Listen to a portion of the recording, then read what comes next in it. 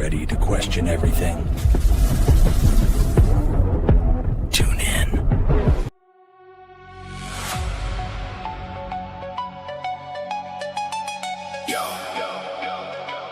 It's midnight in Missouri. Turn the lights low. Let the truth glow. Robert and Crew. We vibing with you.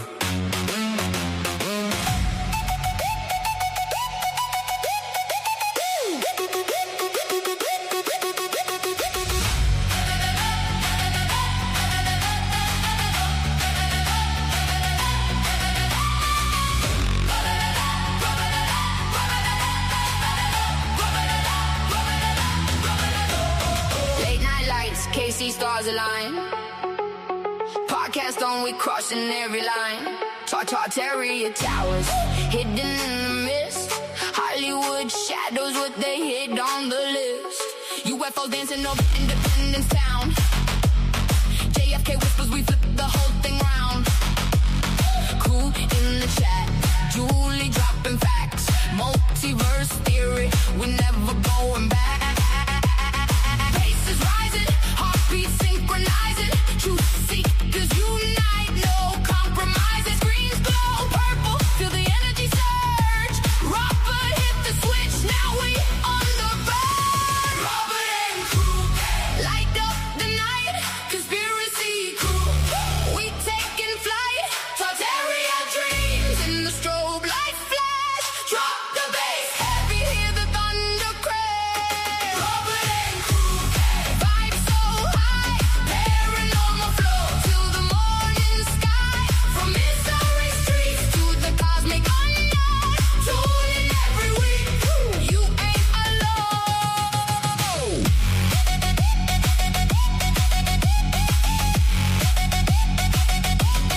Robert and Crew.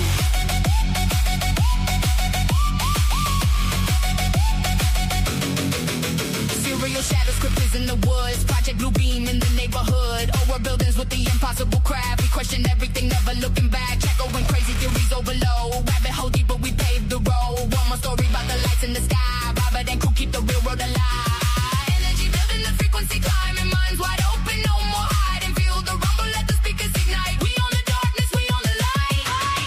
Robert and Crew, light up the night. Conspiracy crew, we taking flight. Welcome back to the Robert and Crew Show. As always, I'm your host, Robert. And I'm your co-host Crew. And tonight we got a good one in store for y'all. We once again are going to be talking about Flat Earth. For those who love and hate the topic Flat Earth, you're in for a really interesting topic for as many times as we've talked about Flat Earth. Okay, but before we start talking about Flat Earth, we've got some pretty weird news about UFO files being released. Oh yeah. It definitely ties in with the missing scientists. Pastors are being pulled into a secret meeting Yeah, and being told what, Crew? to talk to their regular churchgoers about the truth. And for those who don't want to believe it, well, we got more in store for you later on when it comes to when more files come out. But what we will say is the truth, well, Congress, government, whoever it doesn't matter, are talking Book of Enoch. They also said some crazy shit. Can you forward me the article that I sent to you on your phone to my Facebook? Sure.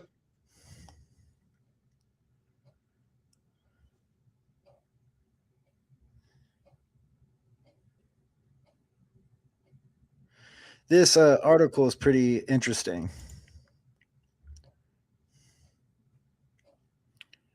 So, here we go. FBI files reveal reports of 4-foot tall beings emerging from UFOs. Oh, what? I'm not going to be able to read it on the computer?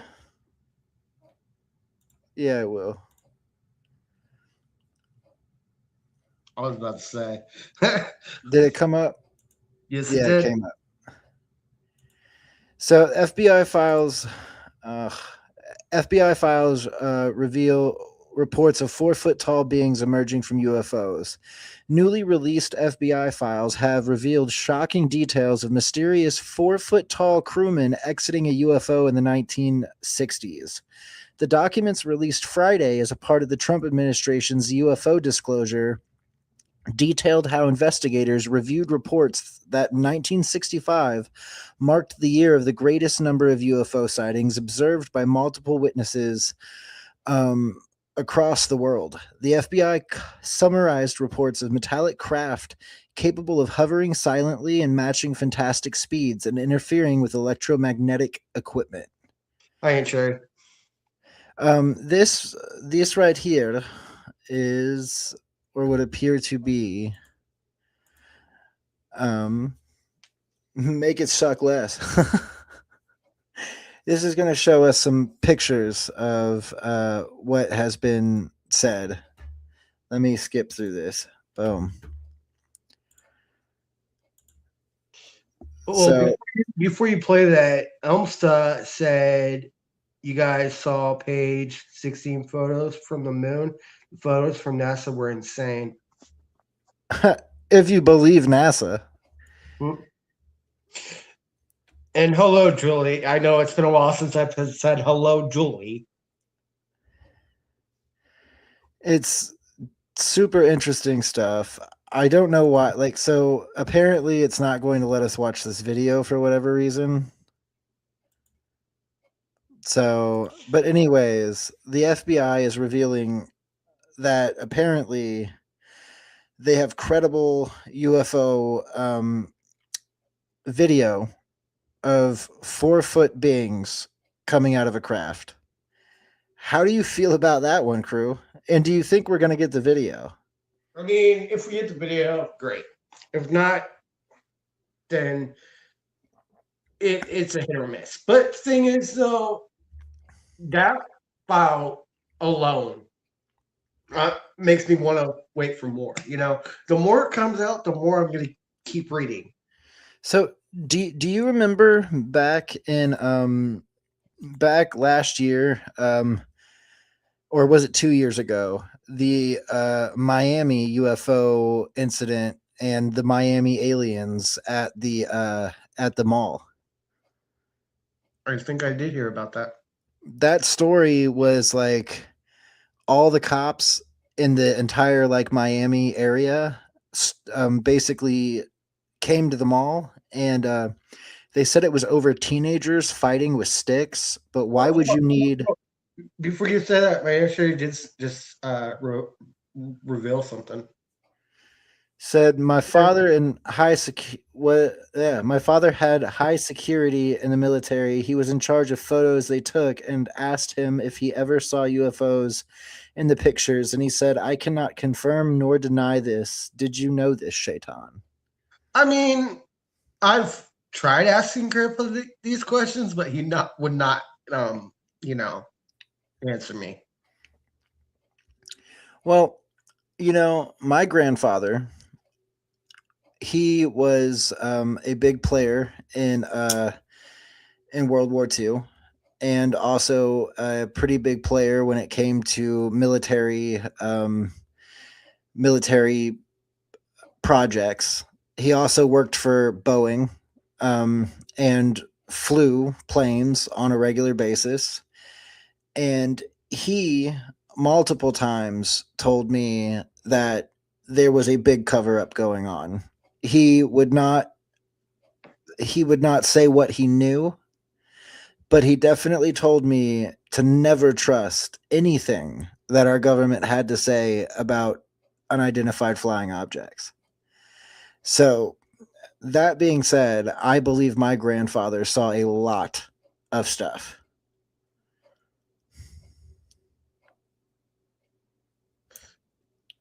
My preacher said that's because of his security clearance. Shaitan, 100%.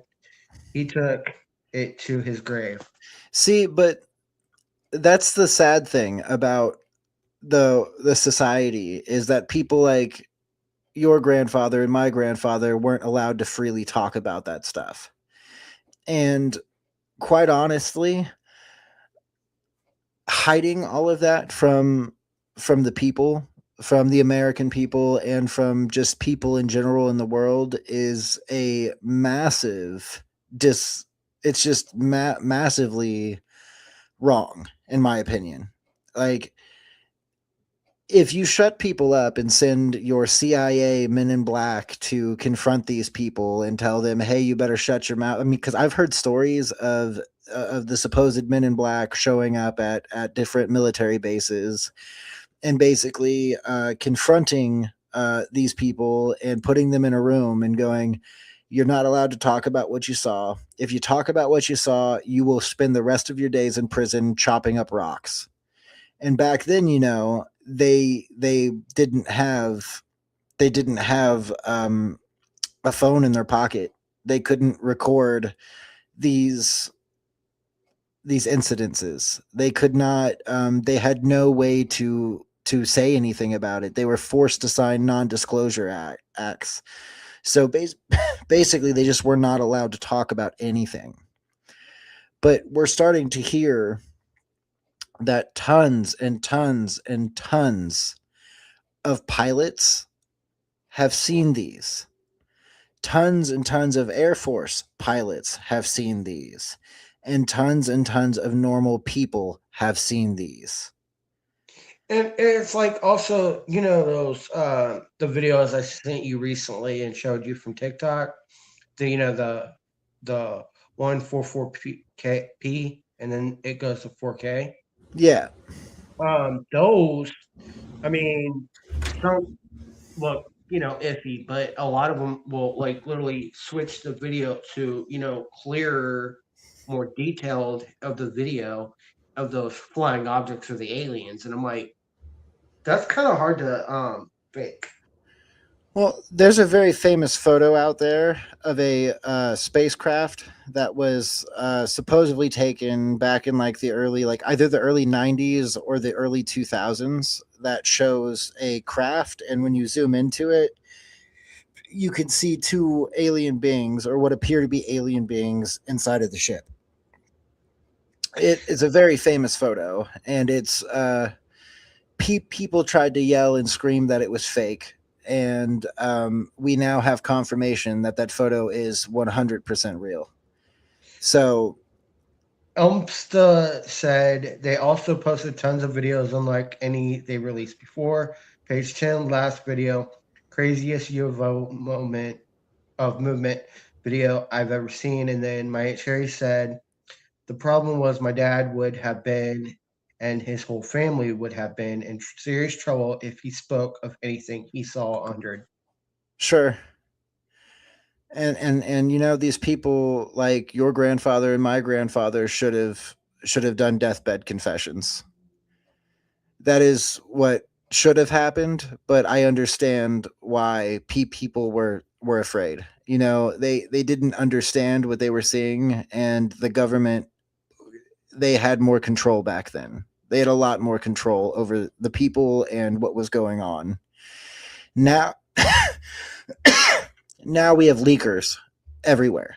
People that find like good footage, or people that go into places or do things that they're not supposed to do, get video footage or things, and they release them under names on the internet that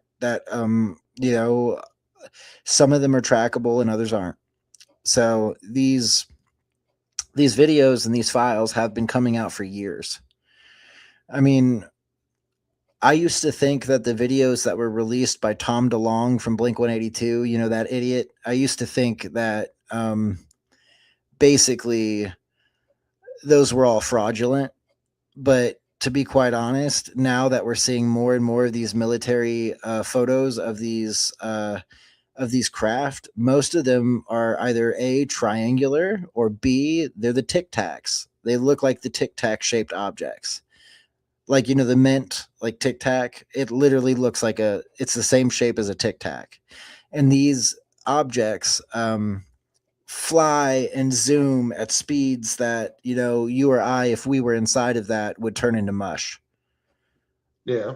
Literally, like Tim Burchett said the best thing I've ever heard in my life. He said if me or you or any of these military people were using craft that could make a turn that fast, we would all turn into exploding ketchup packets.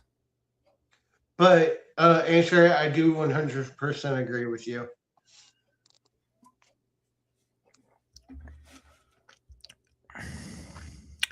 Well, I'm one of the people that don't think that these things even come from space. I don't. I think there's plenty of room in the ocean, and multiple military people have now came out and said that most of these crafts that they have seen have came from where, crew? The water. Yep. They come from out of the water, and it would make a lot of sense if they were living at the bottom of the seafloor, the one place that we can't access. Right. Mariana Trench. Well, any of the lowest points of the ocean. I mean, in any of the ocean is the biggest thing on our planet. But my Answer said spaceships and spacemen sightings go back as far as the cavemen. Yeah, I mean, you have the famous. You have Admiral Byrd's account. You have the guy that saw the 8 saucer shaped objects fly across the mountain range. I can't think of his name right now, but he's the one that he's the whole reason they're called flying saucers. Was he said that they looked like saucers. And they used that terminology after that. God, why am I forgetting his name? Oh, it's another. Oh my goodness. Who was? Just a second. General that saw flying saucers in mountain range. It was Kenneth Arnold. Okay, so what he said was on June 24th, 1947, private pilot Kenneth Arnold observed a series of 9 bright saucer-shaped objects flying near Mount Rainier. These objects were reported to have traveled at speeds estimated to be over 1,200 miles per hour, and their motion was described as weaving like a kite. Arnold's sighting was the first widely reported UFO encounter in the U.S. and led to the adoption of the term flying saucer in the media, marking the beginning of the modern era of UFO sightings. Did you know that? Yeah, but I mean, Answer does have a point. I do agree. I mean, because here's the thing. Those are what you're talking about, Robert, or UAPs? No, that's USOs, and I don't believe in that. That's a psyop. In my personal opinion, when you change the name 6 different times from UFO to USO to UAP, you're just trying to mess with people. That's a psyop. Wherever they come from, it doesn't really matter where they come from. To be quite honest, they're here. Well, and also, the oceans, the oceans are where they can hide. The military has said, and there are reports of things that are literally the size of football fields emerging from the ocean. Well, I mean, here's the thing, though. I mean, you're right, because they've talked about stating that there could be alien bases in the oceans, right? Yep. But with there being, reptilians being one of the biggest alien races that's known to man, have been on Earth for hundreds of thousands of years. Yeah. which they can shapeshift and look like us.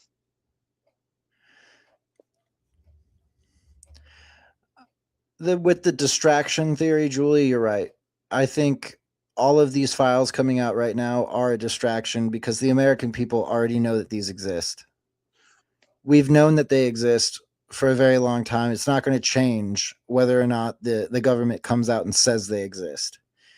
They've been here for a very long time. My thing is whether or not if it's a distraction to get people off of other topics going on in the world. Look at how It's a bad lot to do. look at how bad that they fucked up the Iran war. Yeah, but You my have thing to- is, You have to look that they want a distraction right now that is so big that basically you don't look or think about the Iran war. You don't think about the Epstein files. You don't think about none of these people having to pay for justice for running child rings, trafficking rings. And they don't want you to question what's going on. They would rather you question your own reality. now on what Aunt Sherry said, I'm going to bring up a valid point because she has a valid point right there. The Book of Enoch, 100% proof right there, because Nephilim are what is a big old pointer at what fallen angels Well, gave to us. yeah, but that also comes down to why these pastors were all brought together, crew.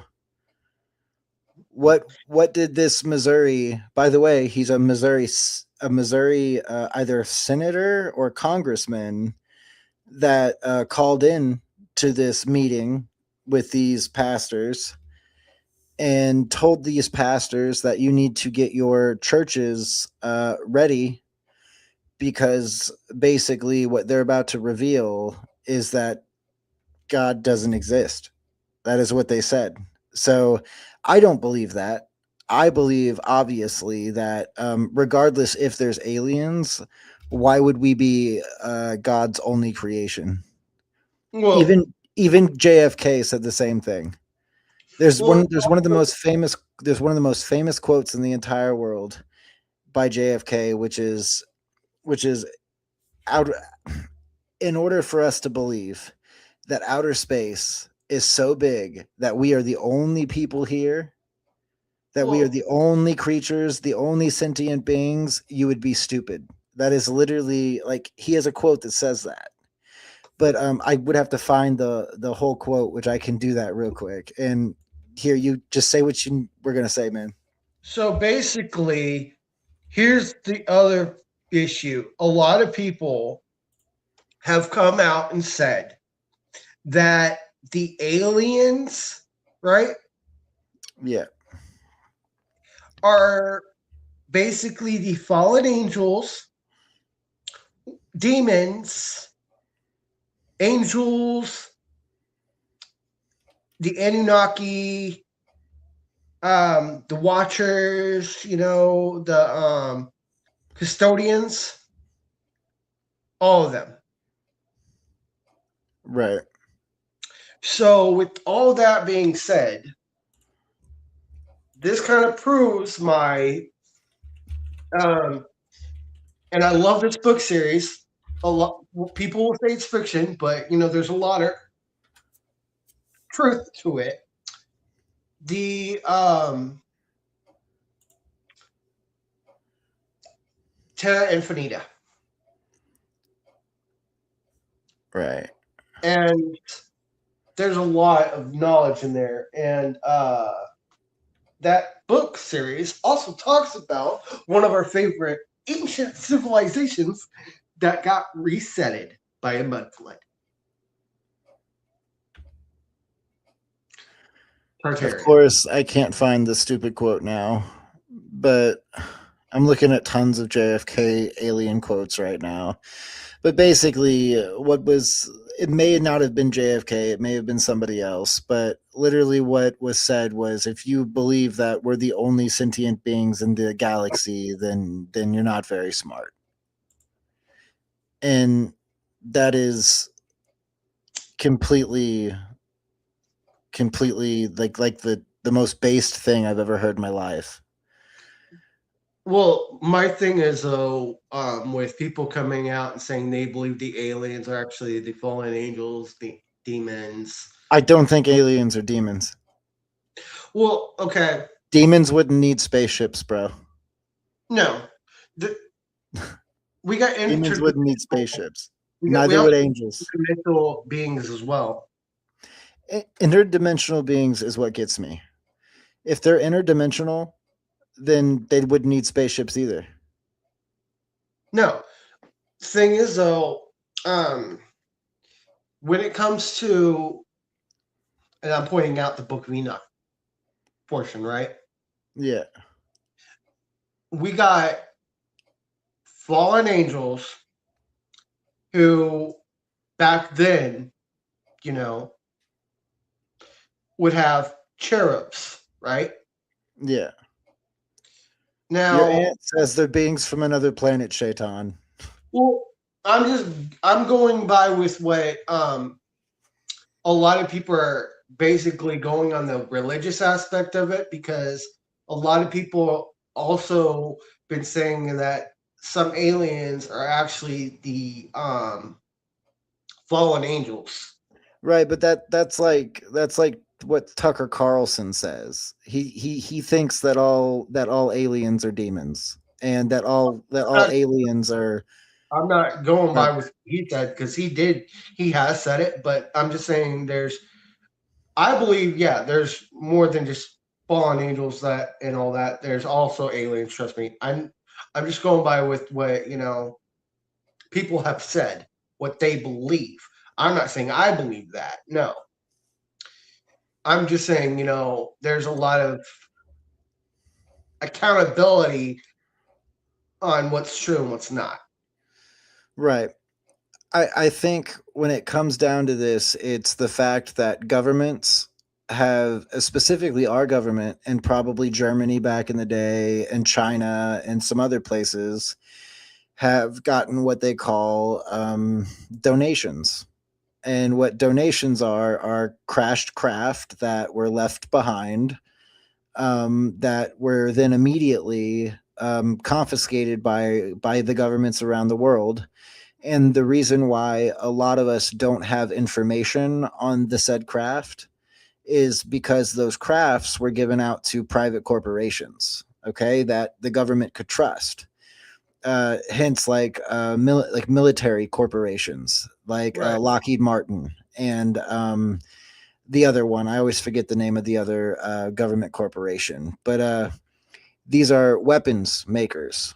And of course, you would give that technology and to those people, because guess what? Then you have plausible deniability, and those people can try to recreate the craft, or basically,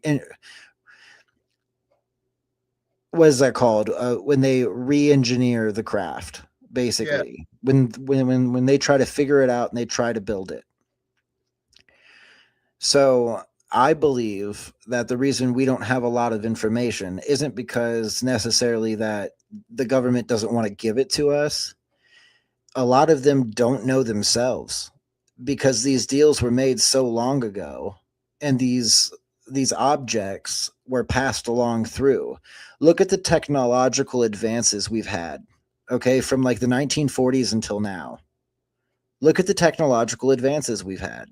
Some of them are insane. Some of the technological advances are completely insane.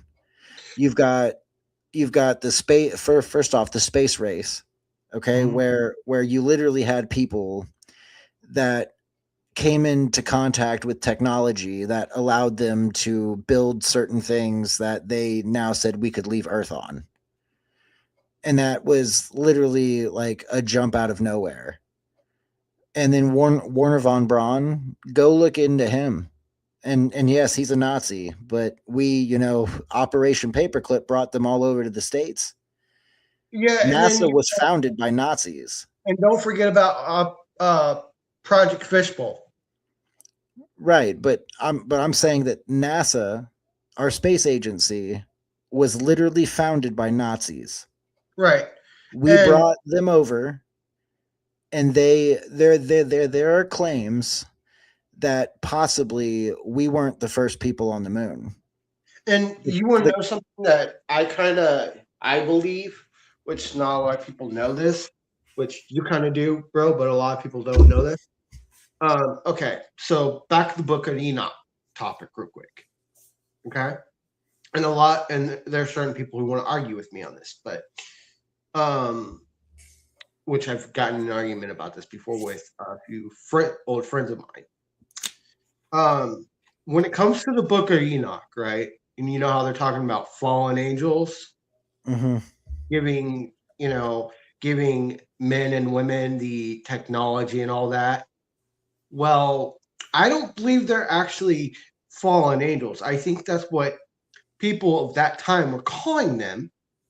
Well, yeah. If you have, say you take your car and somehow you time travel back to ancient Rome, and you drive up in your car to a Roman palace, what do you think's going to happen? The Romans would see your car and they'd be like, "Holy crap! Is Right. this a god? How does he have this?" So I think what the fallen angels were, right? And this is what I think they just didn't want. I think that's what those people at that time were calling them, fallen angels, but they were actually the Anunnaki. Yeah, the gods that were here before us, the ancient Sumerian gods that were here before us. Right. So, and that's an alien race. The Anunnaki is a huge advanced alien race. So they can give the technology. Elpster, he's so right. He's so right. The Romans would be the first to use the car in war. Yeah, that's true. That is true. So, with that being said, and they have, like Anshay said earlier, them breeding with the women. Yeah. That comes the Nephilim, the Yeah, hybrid. the giants, the giant race of humans that And go with, because here's the thing, a lot of people will try to say these people are considered myths, the specific people I'm about to bring up, which actually in history, they're considered myths and legends, but I believe they were 100% real, because Nephilim. well, what was Goliath? You know what I mean? What was Goliath? I feel like Goliath was probably Nephilim. Yeah, well, Goliath was about 9 feet tall. Back then, that was unheard of. Yeah, and here's the thing: with the deities that roam the earth, way before pre-flood era, like before the flood, we got the Roman/Greek gods and goddesses. We have the Titans, the primordial deities, for Greek and Roman. And then we have, the Indian gods and goddesses, like Venusia, Shiva, all of them. Parvati, and then Egypt had their own version, like Anubis. Have you ever looked at Egyptian hieroglyphs? Yeah, some of the really, really weird ones, like for instance, the famous spaceman hieroglyph, the man that literally looks like an astronaut, and then the helicopter hieroglyph, and the airplane hieroglyph. And you want to something funny? A lot of ancient Egypt is in the Ancient Alien show. Well, yeah, that's because they want to so badly say that the pyramids were not built by humans and that aliens created them. Well, I mean, okay. I believe that the Anunnaki had some part in making the pyramids. Yeah. The main three, the one that aligned with the stars, right? Well, yeah, that's the Great Pyramid of Giza and the pyramids that surround it. Right. Now, and you believe that they were a power source. You believe that. Yeah, an ancient power plant. Water literally they have proof of shafts and things in the pyramids that don't make sense. And these shafts in the pyramids look like they were burning some kind of chemical. Right. And the water that would pass through the pyramid would possibly generate some kind of power. We don't know how it worked or what it was for, but they lied, and they lied constantly, saying that the pyramids were tombs. There was never a single mummy found in a single pyramid, ever. Not one. Look it up yourself. Not a single freaking mummy found in a pyramid, ever. In Egypt. In Egypt. I don't know about other places, but in Egypt, not a single mummy was ever found in a pyramid. And that retard, the dude who, it was the National Project, that guy, Zahi Hawass. He is like the biggest gatekeeper of the pyramids. He doesn't allow anybody to go in there and research them. His answer to everything about the pyramids is, it was the National Project. They all got together. They built it together. That's the stupidest answer I've ever heard about the pyramids. Like there's a lot more to the pyramids than we know. And the AI scans that that Italy did, I believe, these researchers from Italy did, proved that there's some kind of big mass underneath the pyramid itself. And the photos, I don't know how to explain the photos, but they almost look like coils. And why would there be giant coils underneath the pyramid? Right. And water trenches that water could flow directly through the pyramid. A lot of people believe that the water was there to cool it down. So it's very weird. It's very, very, very, very weird. The pyramids don't make a lot of sense. They weren't built by slaves either. So there's just no proof. A big old myth that was said about for hundreds of years in Egypt, but I don't even believe it was slaves. I believe it was Anunnaki and Egyptians working together, to build the pyramids. Right. And because the Anunnaki had blueprints of power sources on bringing to Earth, and showing people of Earth how to build them and how to create energy, or how to preserve energy. I'm one of these people, and I mean, I believe that the pyramids were already there. Well, they were adopted by the Egyptians, and they were every pyramid that has been built by the Egyptians, besides the 3 pyramids of Giza, the ones that are directly next to each other that perfectly align with or did at one point perfectly align with Orion, the constellation Orion. Yeah. Those pyramids, none of the other pyramids look anything like those pyramids. No. They're not built correctly. They look kind of crappier. And whose bright idea was it to build the pyramids in the sand? Do you know how hard that would be to actually put that amount of stone on top of sand and not have it sink? Well, so bro, that's tens of thousands of pounds, bro. If you remember correctly, Egypt wasn't always sand.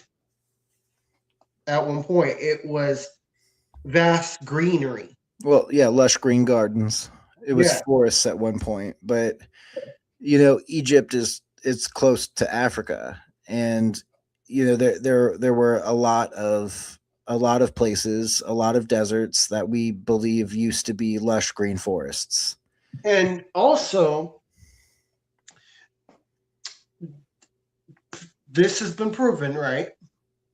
That way back around those specific times, the first men were olive skinned. Or, They all came from, so if we're to believe certain things that are said, the cradle of humanity started in Africa Mhm. and it branched off from there. That is what archaeologists still have fights over today. Where did humanity start? Right. A lot of people believe it started in Africa, Mhm. which would mean that the people that lived in Africa would have been darker skinned anyways because of where they lived. Yeah. Hey, that gene would have passed on through everyone. Okay, considering that, like that would mean there's no such thing as race as we think of it today. Right.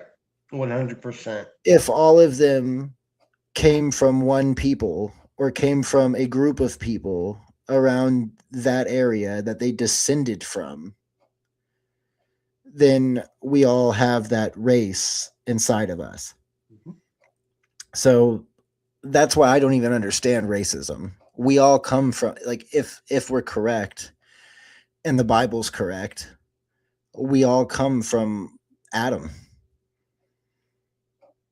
Every last one of us. And you want to know, and and here's the thing, a lot of different religions always get his height differentiated because a lot of them can't say his real height. One religion says he's like 15 to 20 feet tall. Another religion will say he's 12 to 15 feet, and then the other religion will say he's like 5'11". Right. Well, So different accounts from different people. whether or not whatever his height is, it really doesn't matter how tall he was. Now, I will say this: before the flood, yeah, the oxygen levels was completely different. Yeah, We which would mean that people and animals would grow bigger than normal. right. So whether or not what his height was doesn't matter. The point is, people, like Robert said, were a lot taller, bigger, and stronger and healthier back then. Well, yeah, they didn't have all these preservatives in their foods that they were eating on a regular basis like McDonald's. So, I mean, yeah, people were a lot healthier back then. Supposedly they lived 900 something years. Mhm. But now you're lucky if you live to 80. Well, if we didn't start out with all that corruption, right? We would not have had the first reset, which was the Great Flood. Right. So, yeah. Well, that comes down to a good breaking point here of when we talk about resets and we talk about things like that. There are certain things like we could say they're psyops within themselves. Is the Earth round or is the Earth a flat plane? And why does that matter?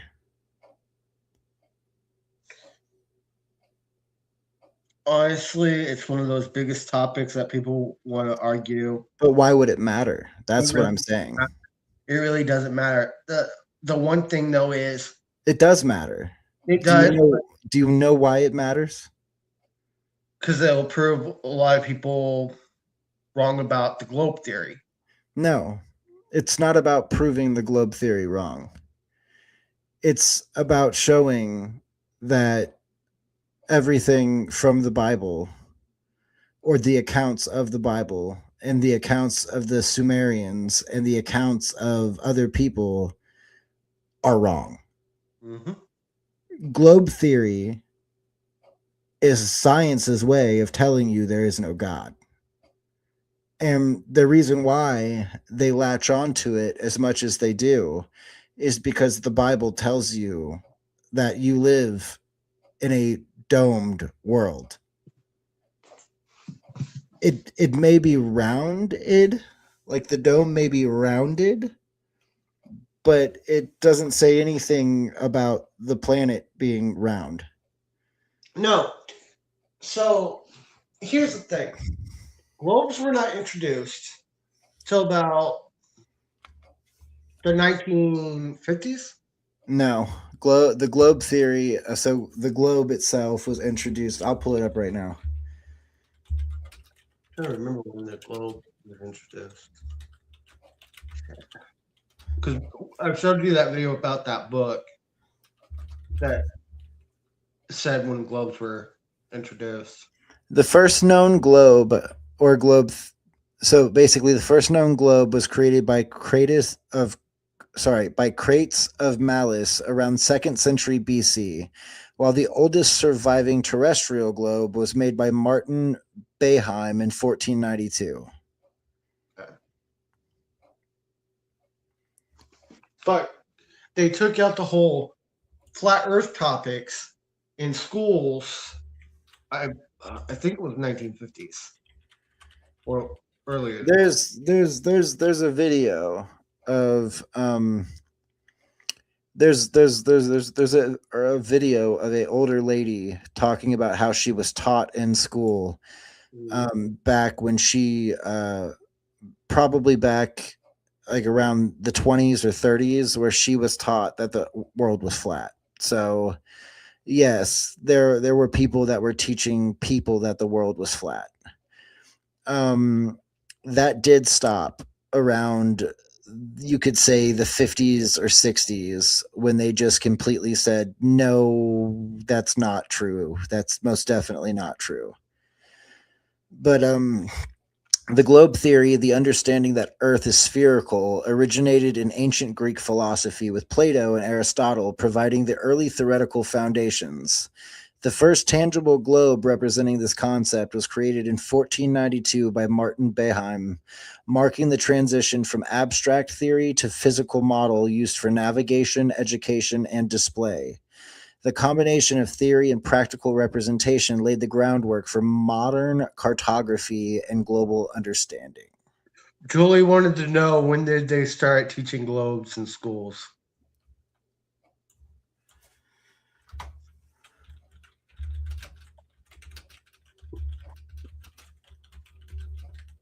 So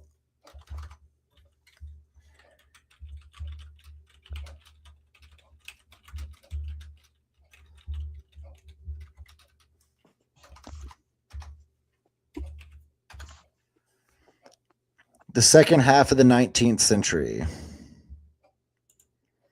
So about The U.S. schools the U.S. schools in the second half of the 19th century started unrecognizing that the world was flat. They were recommended for teaching the world geography starting from 4th grade. This marked a significant shift in how geography was taught.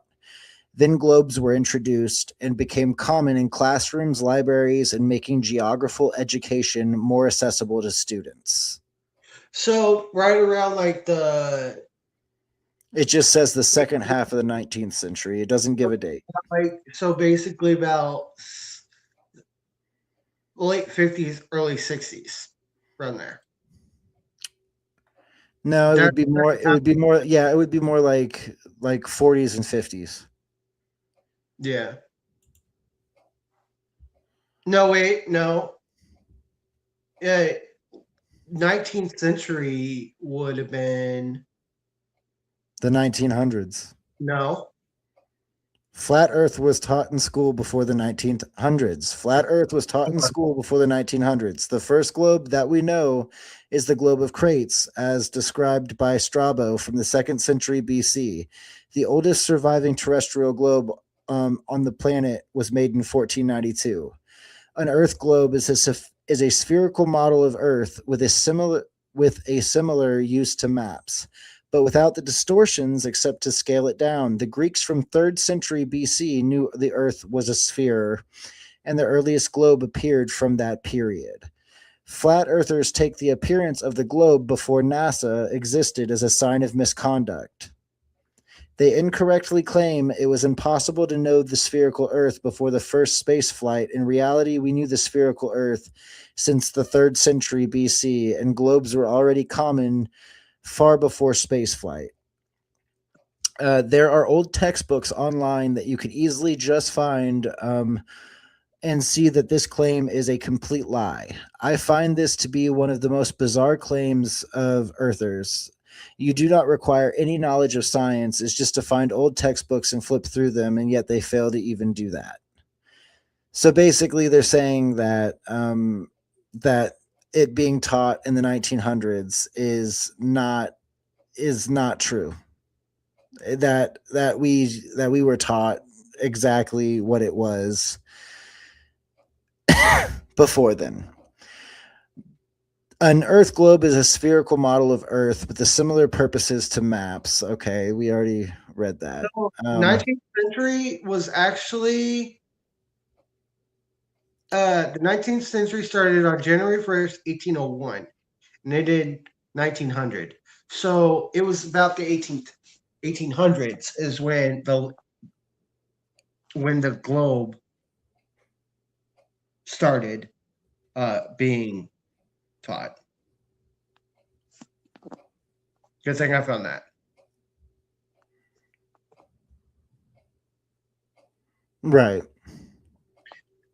Because we're in the 21st century right now, which is the 2000s, right?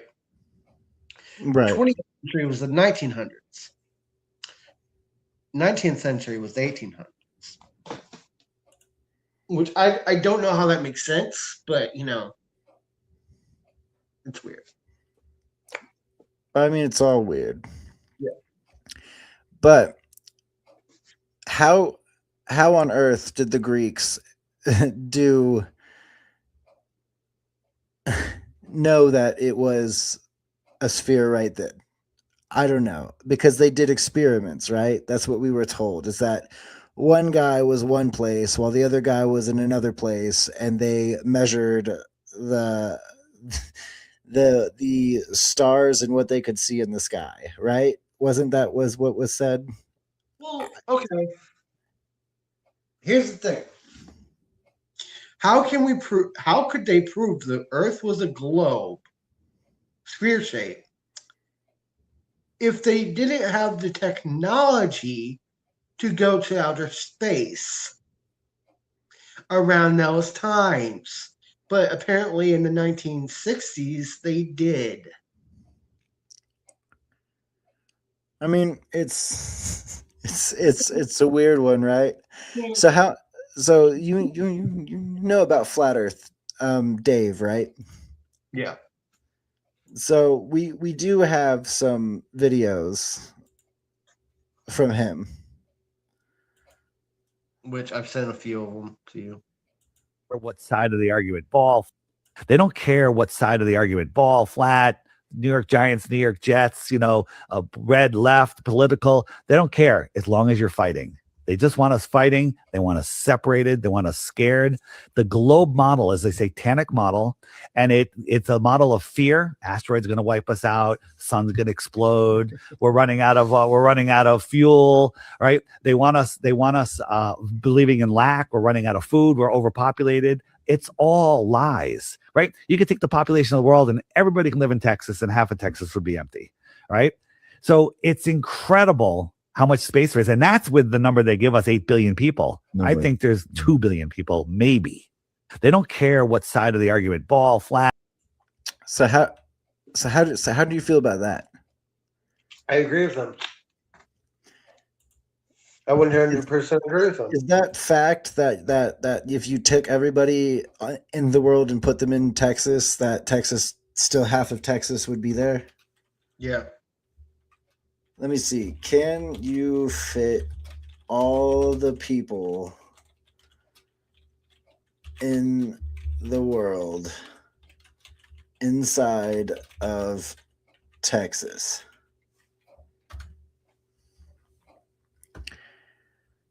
Theoretically, yes. Whoa. Theoretically, yes. Texas could potentially hold the entire global population of around 8 billion.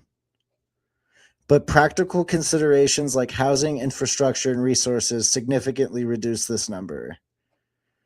If each person were allotted the same average square feet living space as in of New York City, the entire population would fit into Texas, assuming that the population or density is about 27,000 people per square mile, thus leaving half of Texas empty.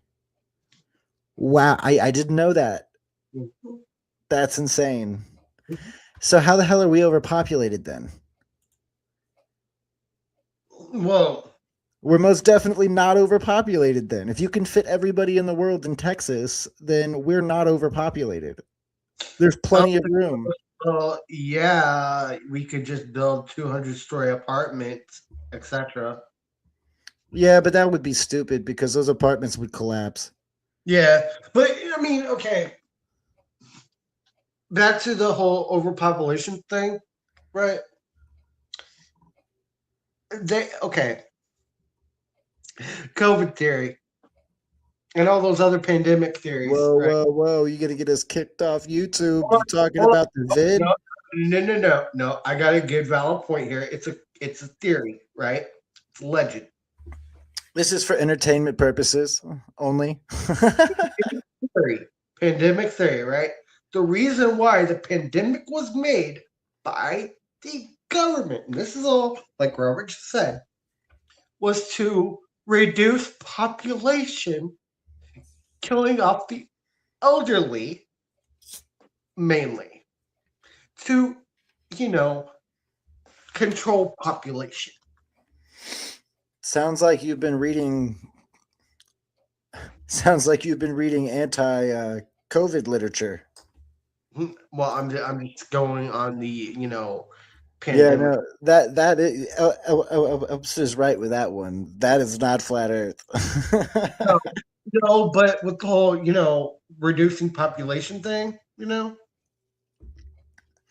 I get you, but when it comes to reducing population, we had the Georgia Guidestones before anything, and the Georgia Guidestones already talked about reducing the planet's population to God knows. I don't remember what it was. The Georgia. Let me look it up real quick. Oh my gosh, the Georgia Guidestones.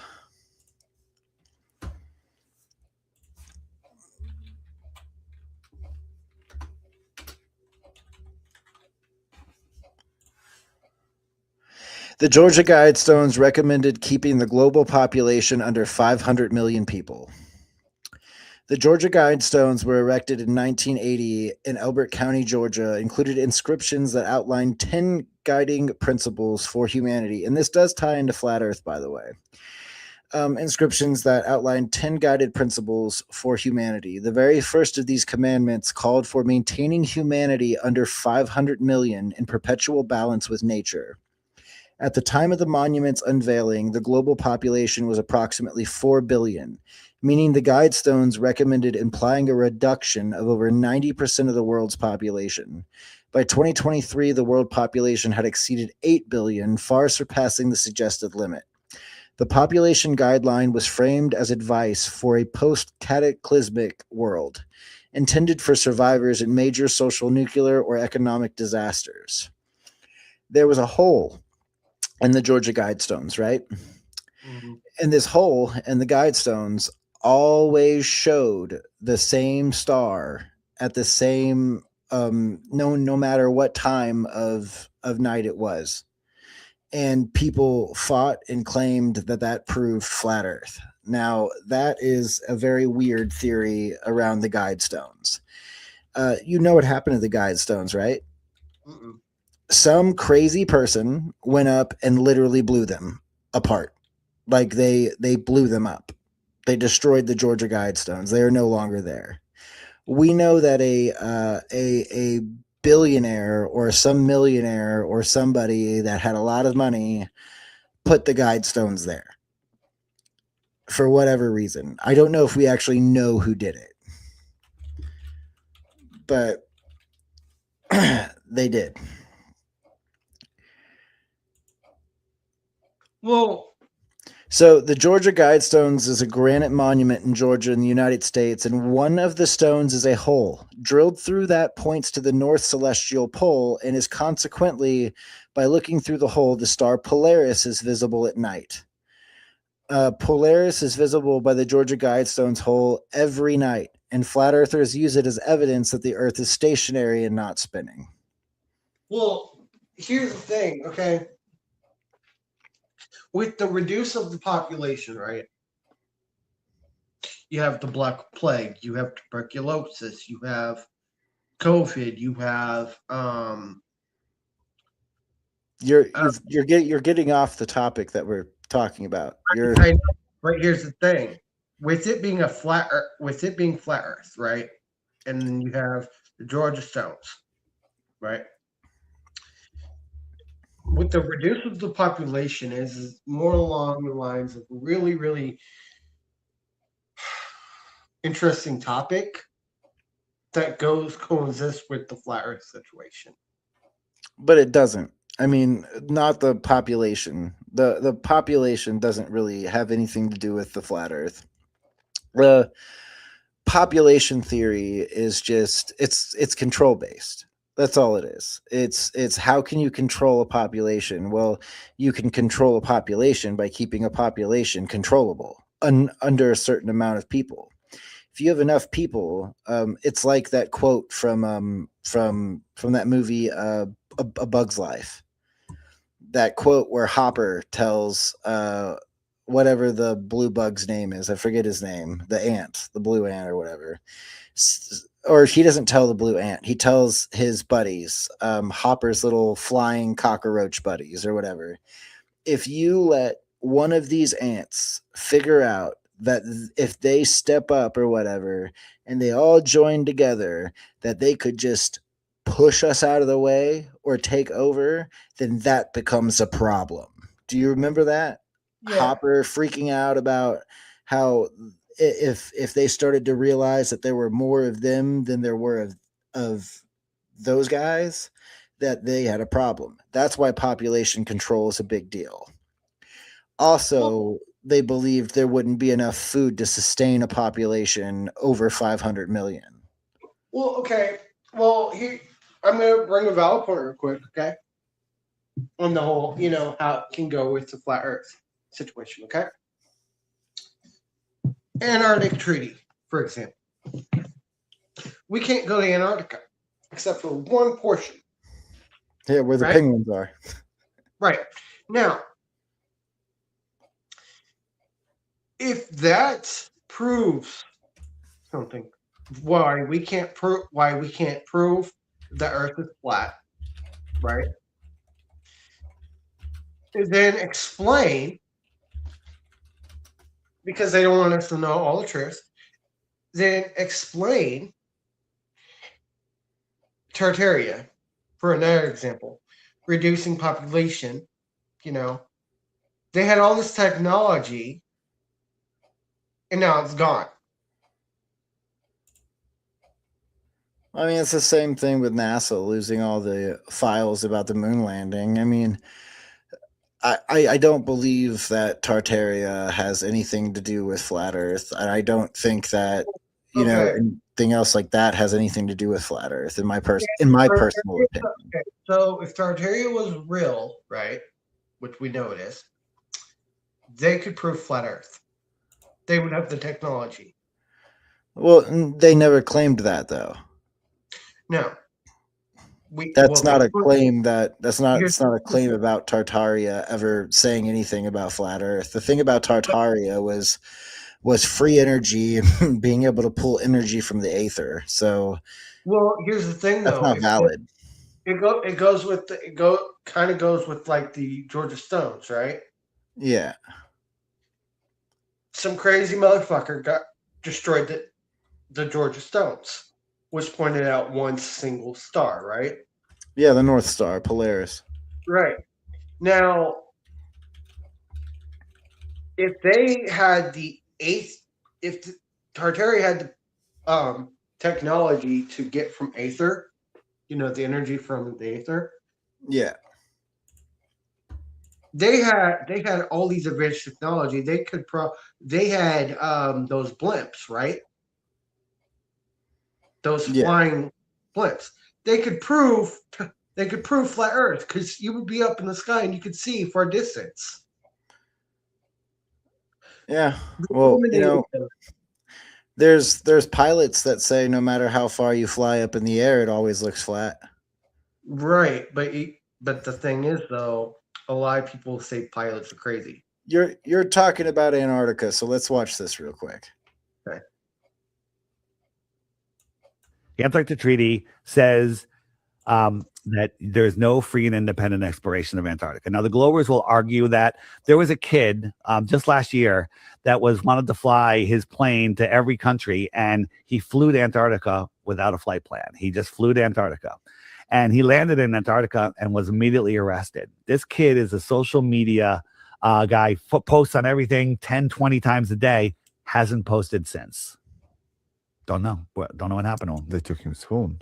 Well, I mean, this has been over a year. So where is he? How come he hasn't posted? He still didn't post. He hasn't posted since that happened, and it was a year or more ago.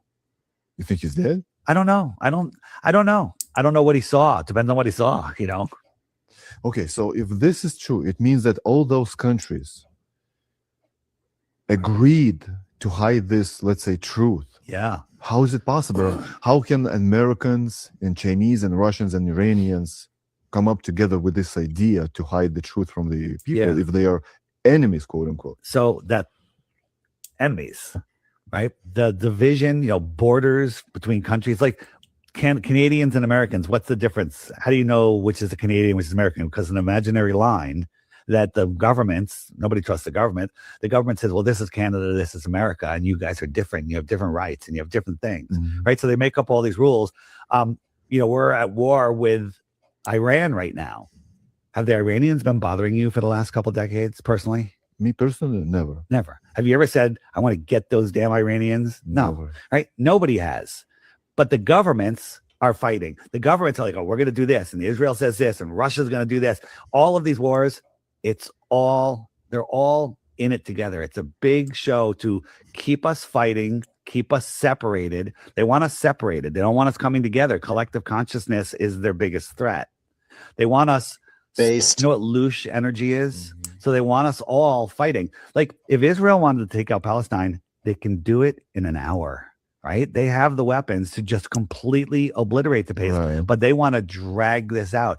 America, could we have taken out where were we? Afghanistan in a day? Probably. Probably. Okay, let's give it a week, right? But we did it for how many years? 20 years. Lots of money.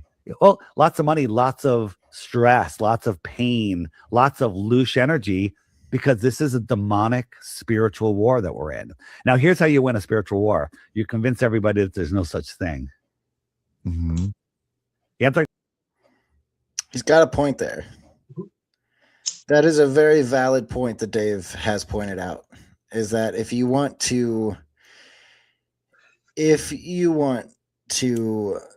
completely deceive an entire nation or an entire world, you start wars and you tell them it's based on religion, but in all reality it's just based on money.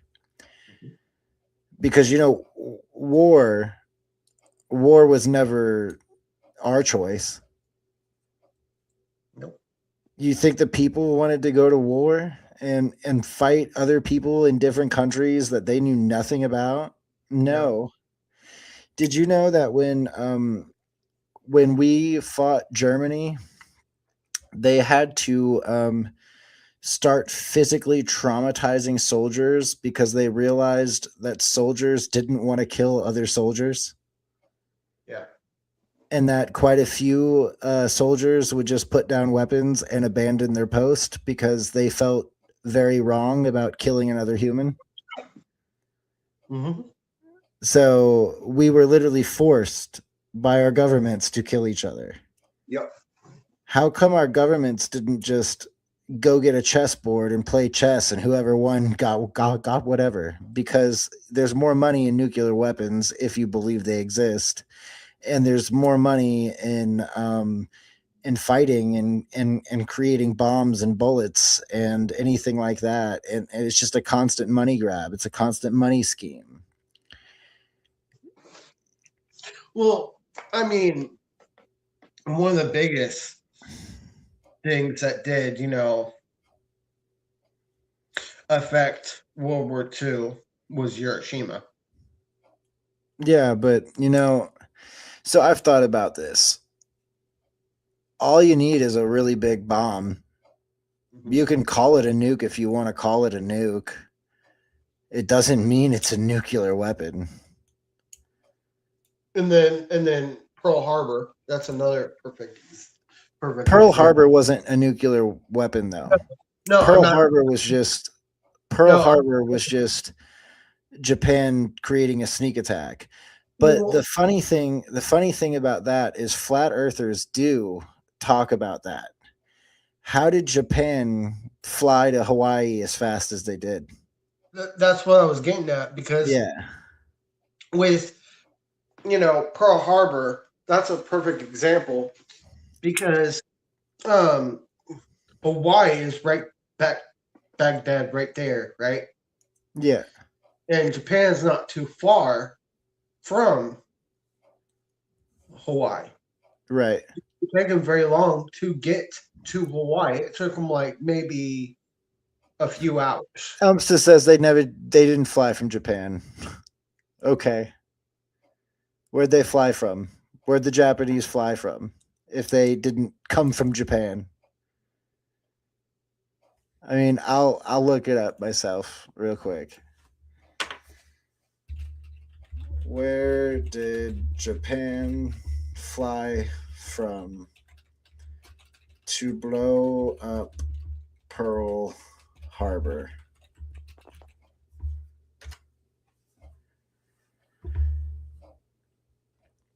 The Japanese attack on Pearl Harbor was a coordinated assault launched on December 7th of 1941, targeting a U.S. naval base in Hawaii. The attack group, commanded by Vice Admiral Chuchi Nagumo, aimed to destroy the Pacific Fleet and prevented interference with Japan's military operations in Southeast Asia.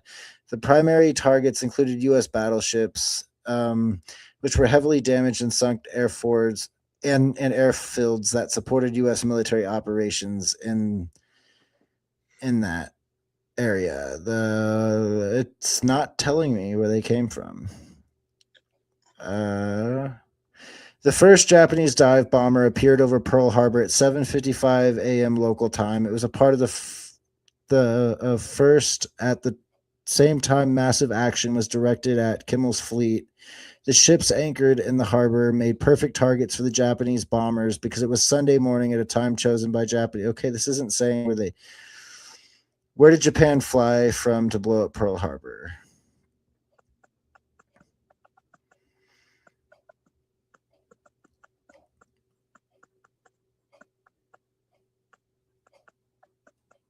It doesn't say. I am not seeing a straight answer. Hold on, I'm looking.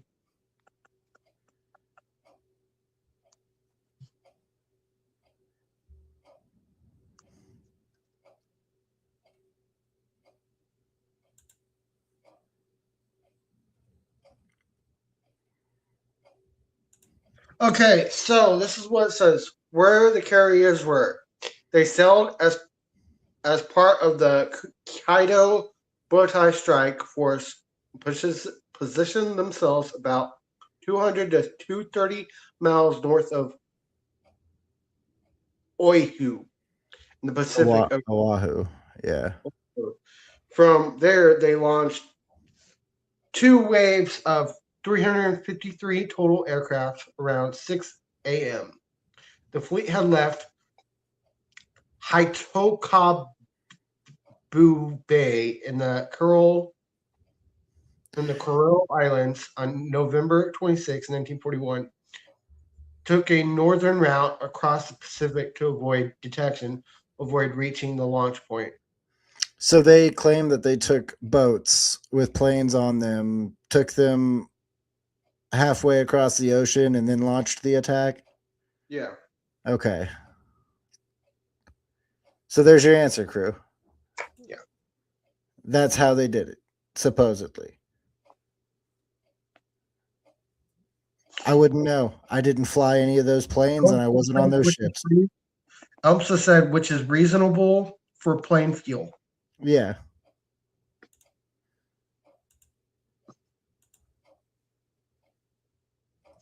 How far is Japan from Hawaii? Tokyo to Honolulu, about 3,850 miles or 6,200 kilometers as the crow flies. Yeah. Other reference point, Osaka to Honolulu, 4,100 miles to 6,600 kilometers from the Coral Islands, where the Pearl Harbor Strike Force left. 3,500 miles to 5,600 kilometers to Oahu.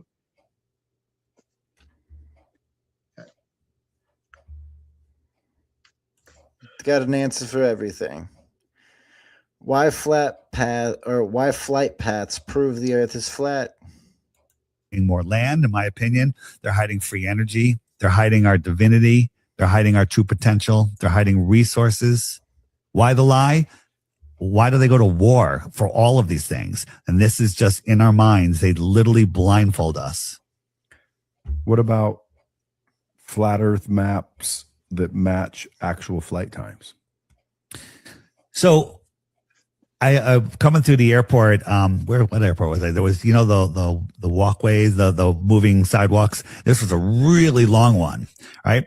And so somebody was walking down the walkway, and they started at the same time as me. They were on the regular non-moving floor, and I'm on the moving floor. We're both walking at the same pace, but I went twice the distance that he did in the same amount of time. So you could say, well, I'm going from Santiago to Australia, and he's going from California to Spain, right? And so I went twice the distance in the same amount of time. Same things up in the sky. There's moving currents of air circling around 350 miles an hour in some cases. And these southern flights go in those air currents, and they take advantage of those wind speeds. Yeah, but if you go from Sydney to Santiago, it's 14 hours direct flight. Right. Flat Earth, it should be 25 hours. No, because it's going much faster. They're hiding more land, in my opinion. They're hiding free energy. So flight paths proving the Earth is flat. I mean, he didn't really show anything for that, but I've also heard I've heard similar things, that the currents of air that flow through our sky is what is what pilots take advantage of, because it will speed the plane up to where they need to be. The weird thing is why do some planes go way out of their way to get to certain spots and make the flight longer? Have you ever thought about that? Like that's a really weird one. Like if you look at flight paths, for instance, like if you go to a flight path map, some planes that are even passenger planes, you're talking about Boeing 747s or 757s or just really big planes that carry people. Some flight paths show that they go way out of their way to get to their destination. Like you're talking like they go hundreds of miles out of their way when they could just fly straight. Right. it doesn't make sense to me. Like, you say fuel efficiency, I mean, maybe, but it doesn't make sense. Cost wise or closer airports, etc. Not every place has an airport. True that, but there's also giant fields you can land in if you run out of fuel. It's just, I guess, who can put fuel into your gas tank if you have to land in a giant field. And cost could be more depending where we land, which is also true.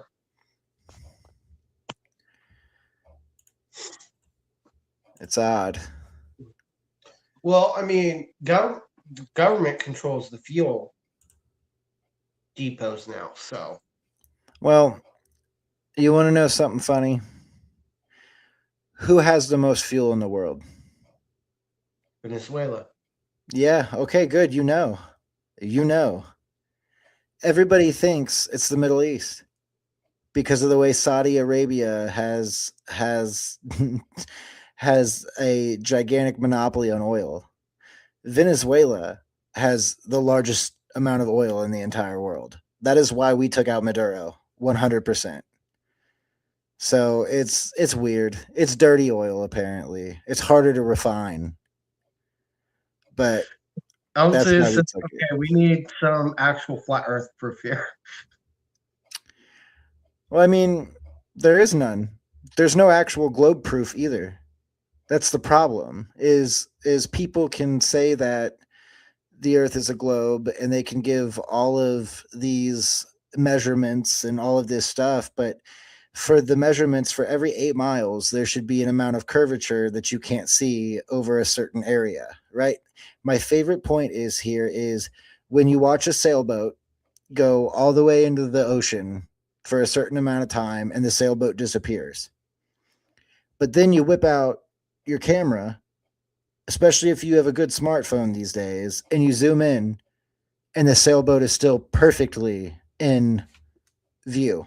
You're not seeing half the sailboat. You're seeing the whole sailboat. So where's the curvature? Where is the curvature? I sent you a video of that. Right, but I'm saying, like, if that's possible with a camera, with a phone, does the phone bend with the curvature? No, it doesn't. It can't. You shouldn't be able to see the boat anymore. If it goes 8 miles, say it goes 16 miles, 26 miles, 100 miles, you shouldn't be able to zoom into that boat. You shouldn't even be able to see it because the earth is curved. You can see it. 100% you can see it, Elmsta. 100% you can go 100 miles off into the ocean and zoom into New York City. 100%.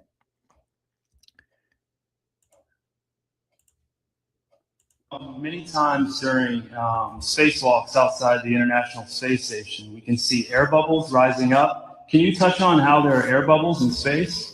Can you be more specific? Air bubbles? So yeah, like a lot of times during the footage, the NASA footage, you can see bubbles coming up out of the helmets or kind of from underneath you. How do you explain bubbles in space? Yeah, I'm not sure exactly what you're talking about. Oh, and it just happens that actors train in an underwater tank.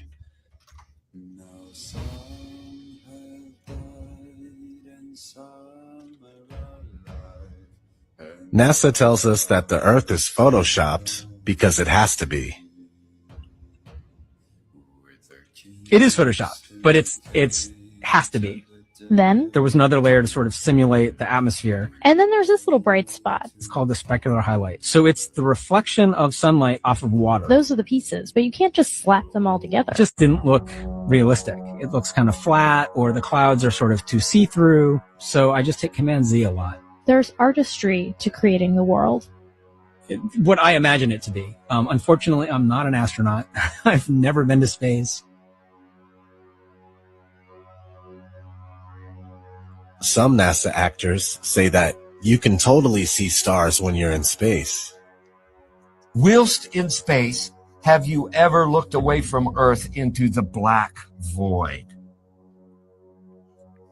Yeah. So all because the you can time. see, because you can see the stars. Oh yeah. You know, and pretty much all the time you can see the stars. It's not which a is black cool thing. void. I mean, it's black, but there's all kinds of little polka dots. There's all the stars there. The cool thing is about it, you can see it during the day. Yeah, you can, and there's more than stars. You can see planets. You can see moons. You see the gas Magellan clouds of the Milky you Way see galaxy. the Magellanic Clouds. Magellanic. See, I just wanted the well, Magellan there's a large clouds. one and a small one, right? Yeah. And then you can see the zodiacal light. Whoa. But the NASA actors from 1969 say that you can't see the stars in space. We were never able to see stars from the lunar surface or on the daylight side of the moon by eye without looking through the optics. I don't recall during the period of time that we were photographing the solar corona what stars we could see. I don't remember seeing any. You can see the stars. Oh yeah. You know, and pretty much all the time you can see the stars. I don't remember seeing any. NASA says that we can't leave low Earth orbits. So many times. Yeah, so the first astronaut said there were no stars that you could see in space. And all the other astronauts are like, oh, yeah, you can see stars in space. So what, did they just have extreme PTSD? I don't know how that works, okay? Because I don't even think that really relates to flat Earth, but that's an interesting thing, is that why did the astronauts back in 1969 say they couldn't see any stars? And we have that on camera. But before we go any further, I would like to show this video real quick.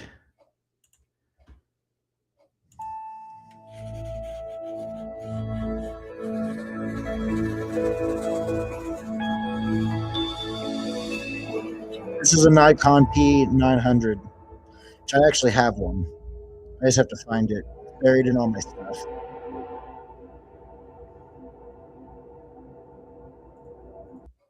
Taken from 30.84 miles away at Fort Niagara, New York, the Rogers Center Dome is only 282 high. Lake Ontario elevation is 243. The base elevation of the Rogers Center is 267, making the total height of the Rogers Center above the lake 306. My elevation was 6 above the lake. Expected curvature is 516.85 of drop. Rogers Center should not have been visible. The temperature of Toronto, Fort Niagara, and Lake Ontario were all within 5-degree difference from each other, and the humidity of the air in between did not exceed 40%.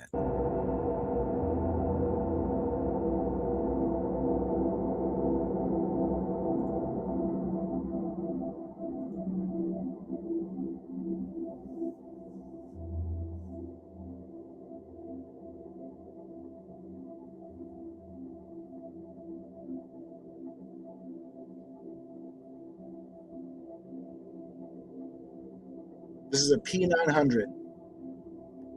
And he should not be able to see any of this. What does that mean?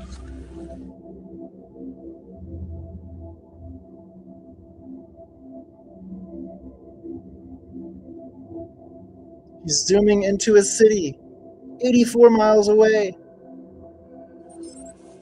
What does that mean? And where was he at?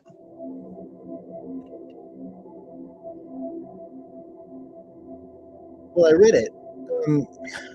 Look, zooms out. There's nothing. What does that mean?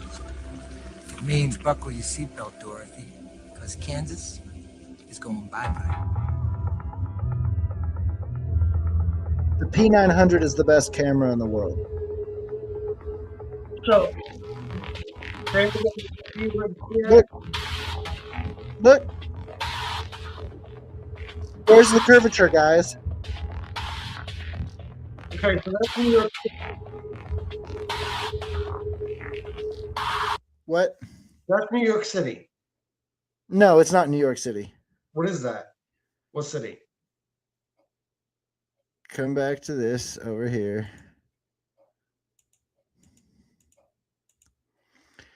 Fort Niagara, New York. The Rogers Center door. So yes, it is New York. But Lake Ontario is where they filmed this from. Okay, so the expected curvature is 516.85 of the drop. The city should not be visible at all.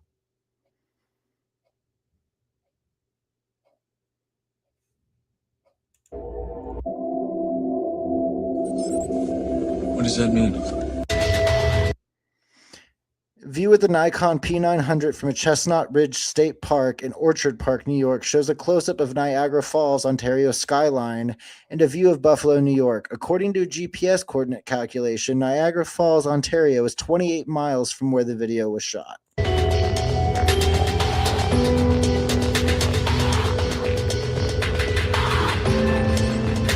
does that mean? It means buckle your seatbelt door. Because Kansas is going viral.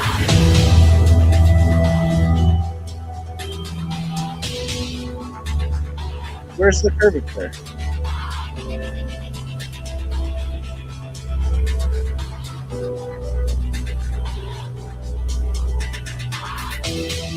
None of this should be as visible as it is. None of it. It should be all blocked by curvature. It should all be blocked. Besides maybe this tower right here, it should all be blocked by curvature.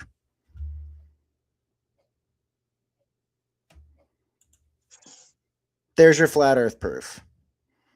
The Nikon P900 is the best proof we have of flat earth.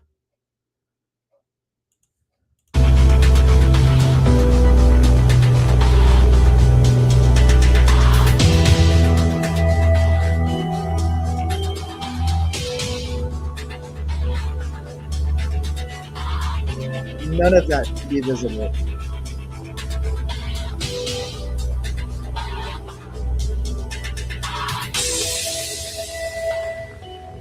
That hurts your brain, don't it?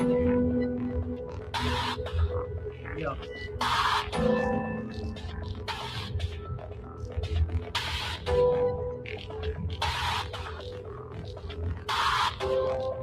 The P900 is the best camera I have ever seen in my entire life.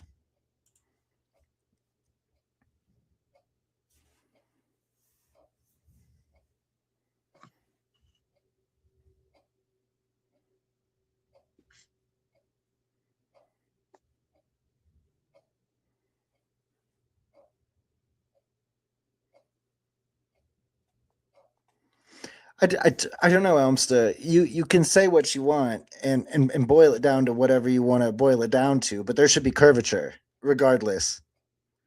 You should be able to see, you shouldn't be able to see any of it with the P900. None. Absolutely nothing, let alone zoom in that far and see the city. Especially across across the lake where they were the first time. Just standing on the lake.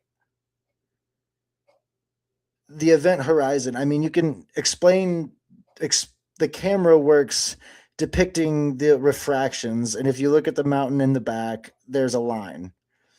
That's the event horizon. Okay, well, regardless, with the Earth having that amount of curvature, none of it should have been visible. Absolutely none of it.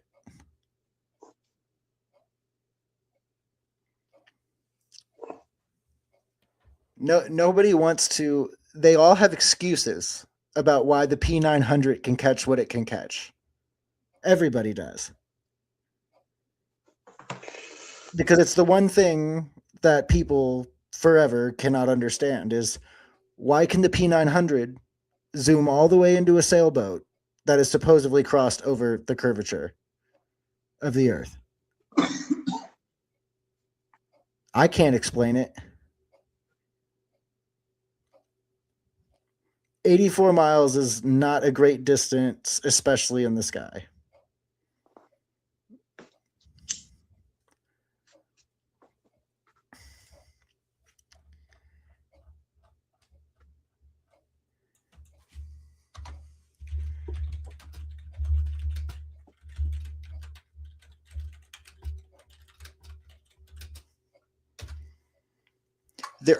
The Earth curves approximately 8 inches per mile, with the drop increasing quadratically over longer distances. The curvature of the Earth is a vertical drop of the surface relative to a straight horizontal line or given distance for practical purposes. The commonly cited rule of thumb is 8 inches per mile. That means that for every mile of distance, the Earth's surface drops about 8 inches from the tangent line of the observer's point. None of that should have been visible. Not a single bit of it. How much curvature per 85 miles? Approximately 56.2 feet of curvature with the 8 inches per mile. The distance of 85 miles, the curvature drop would be significantly greater than the initial drop of 8 inches per mile. I don't know, man. A satellite can capture the whole US in one photo. Yeah, that even proves my point even more, I think, in my opinion, is why don't satellites tell the curvature of the world? Spaceship, you go into a spaceship, supposedly that's the only time you can see the curve. And it's quite funny how not a single human that isn't an astronaut will ever get that experience.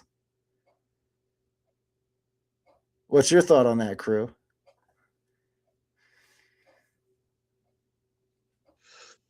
It's hard for me to even comprehend a camera doing that. But it's pretty interesting. Apparently, you're not allowed to see curvature, even though the model states for every mile there should be 8 inches of curvature.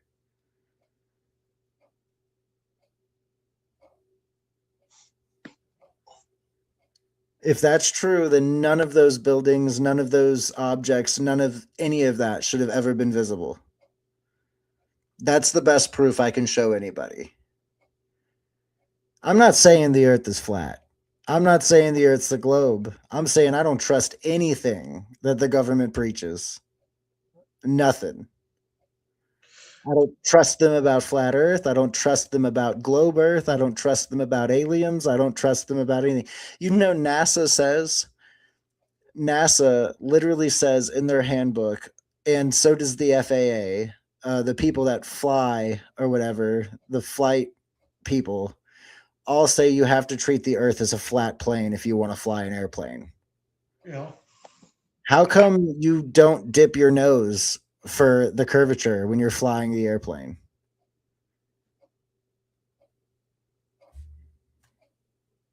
It's an odd one. Mm-hmm. It's an odd one. I guess I just got to believe what the government overlords and scientists tell me to believe.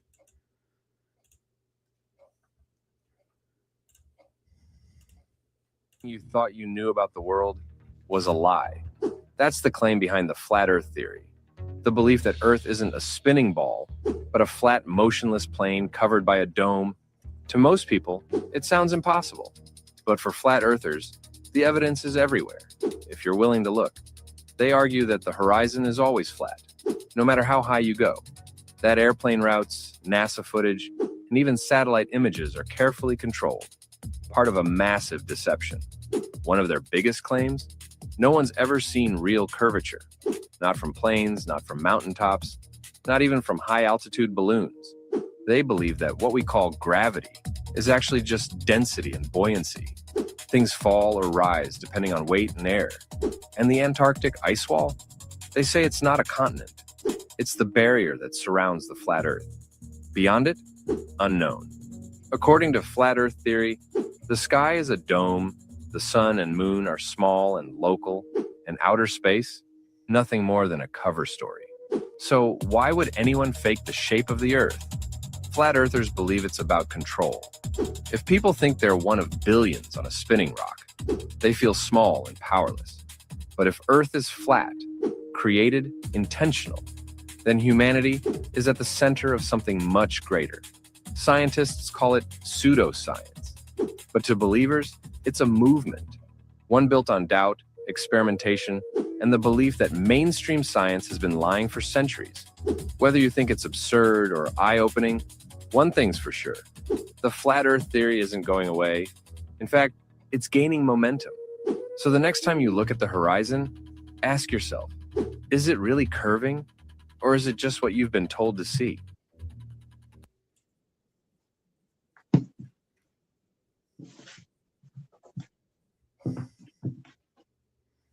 It's an odd one. Mm-hmm.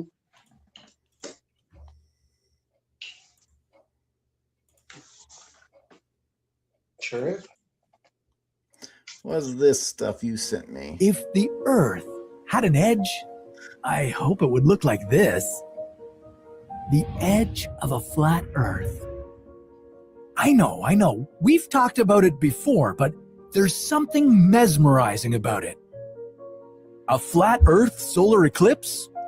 Diagonally growing trees? The Great Wall of Ice, guarded by NASA, of course. The flat earthers sure have a great imagination, but what if they were right? How would the Earth hold up in space? Would it revolve around the sun, or would the sun rotate around it? And why would you never walk to the Earth's edge? This is What If, and here's what would happen if the Earth was flat. In case you missed the news on the Flat Earth channel, here's a quick recap. For thousands of years, the general public thought that the Earth was flat and everything revolved around it. Then, Nicolaus Copernicus came around with his spanking new theory. The theory said that the Earth wasn't flat and definitely not the center of anything. His observations led him to believe that our planet is orbiting the sun. But here we are, 500 years later, and some people around the globe are convinced that the Earth is flat. Well, how would this even work? Do you know why the planets form in a spherical shape? One word: gravity. Gravity is what's pulling matter together equally from every side. And as a result, matter forms into a sphere. Of course, this wouldn't be the case for a flat Earth. Anti-round earthers think that there's no such thing as gravity. We only feel like there is because some mysterious force is accelerating the pancake-shaped Earth upwards. I don't need to tell you that you can't increase the speed forever. At some point, you'd be going too fast. Ugh, does anybody feel like a burnt pancake? No? If you want some real science, then yes, there would be gravity on a flat Earth. And it would be weird. The center of gravity on a flat Earth would be right here in the middle. Everything on Earth and around would be pulled to this point. And the further you got away from the center, the stronger this pull would be.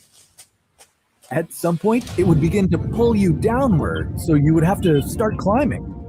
This would be the reason why you couldn't walk to the edge of a flat Earth. Gravity would be so strong around there that it would be impossible for you to make it. You might never see the gorgeous 45-meter-tall wall of ice called Antarctica, guardrailing the Earth's edge. And you'd never learn what's on the flip side. But at least you wouldn't fall off of it. There would be other side effects of this funny gravity. Objects closer to the edge of the Earth would fall sideways instead of down. Gravity would also make trees grow diagonally on most of the pancake-like Earth, because they'd be reaching against the pull of gravity. All the rain, snow, and hail would fall toward the Arctic at the center of the Earth. The precipitation would converge and start to build up. The oceans would get sucked to the center of the disk too. and form one big ocean in the middle. A big concern would be the air pressure on a flat Earth. Gravity would draw too much air toward the Earth's center, leaving the areas around the edge with no air pressure at all. That would be bad because people living in a flat Earth Australia wouldn't have enough oxygen to breathe. And if you lived closer to the middle, where the Arctic would be, you'd be crushed by the weight of the atmosphere. But not for long. A flat Earth wouldn't have a geomagnetic field around it. This field is generated by the movements of the Earth's core, and, well, a flat Earth just wouldn't have one. Nothing would be holding our atmosphere in place, and eventually it would spill into space. We'd be exposed to solar radiation that would cause cancer and damage our DNA, and we'd have no breathable air anywhere on the planet. So I hope you're able to find a life support system lying around. Now, let's get to those questions we've all been waiting for.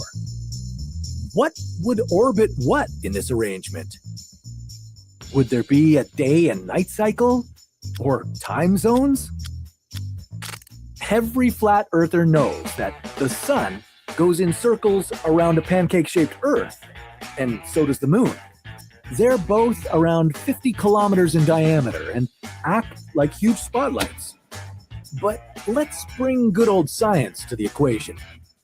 If the sun worked as a spotlight, you'd see it from everywhere on Earth, even if it didn't shine directly on you. It would look like those alien abduction scenes.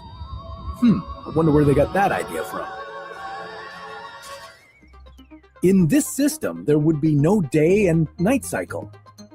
That would be pretty strange. How am I supposed to get my beauty sleep? Okay, I know how to fix this. Yeah, that's better.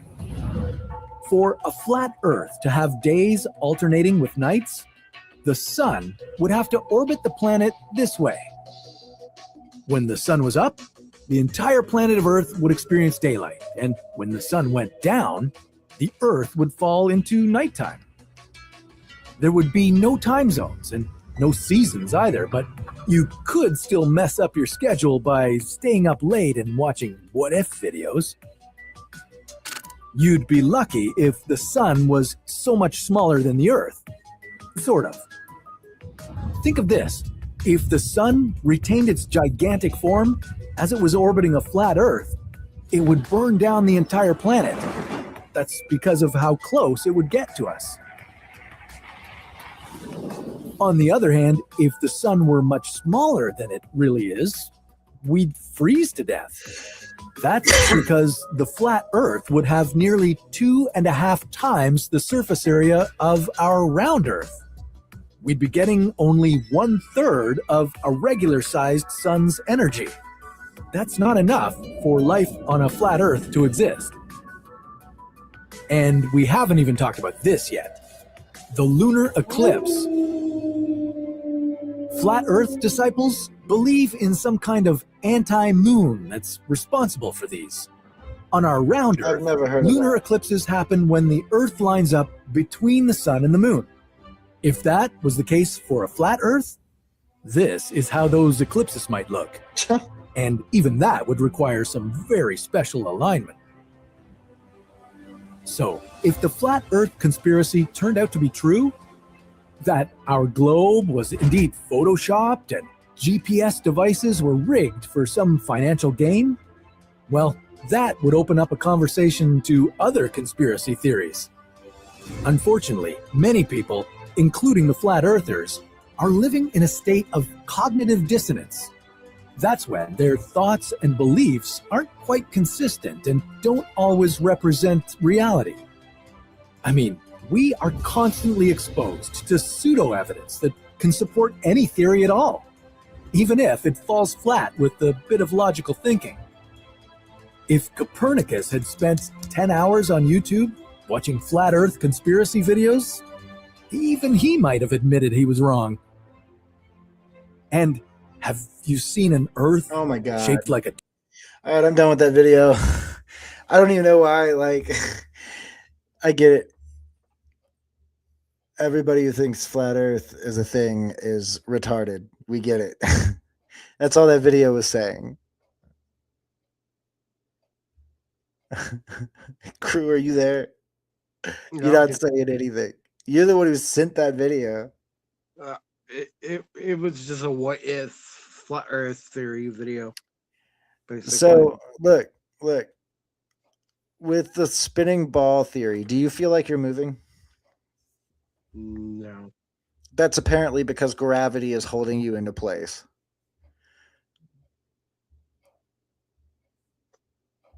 Is gravity proven, crew? Not really. What do they call gravity? Enlighten me. A theory. Yep. How come it's not a proven fact? It's the theory of gravity. Mm-hmm. All because some idiot got hit in the head with a apple. So what flat earthers say, which I'm not like, by the way, I'm not a huge person to believe in flat earth, but I will play devil's advocate here for a second. Why are we calling it a theory? Why isn't it the truth of gravity? The science of gravity? It's the theory of gravity. Mm-hmm. If you drop something extremely heavy into salt water, it's still going to float. Yep. You know why? Because of salt content. Mm-hmm. Okay, so like the Dead Sea, for instance. If you were to drop a bowling ball into the Dead Sea, it would float because of the salt. But the bowling ball weighs more than that salt, guaranteed. Mm-hmm. So why doesn't gravity work in that aspect? Why doesn't gravity pull the bowling ball down through the salt water? Mm-hmm.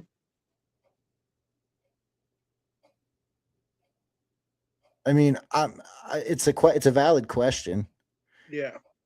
I should ask. Oh, I should ask Grok that question. Give me a second.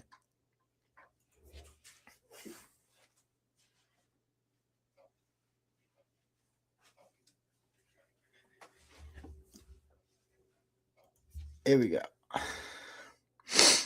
Let's see what Grok has to say about that. Because I'm interested.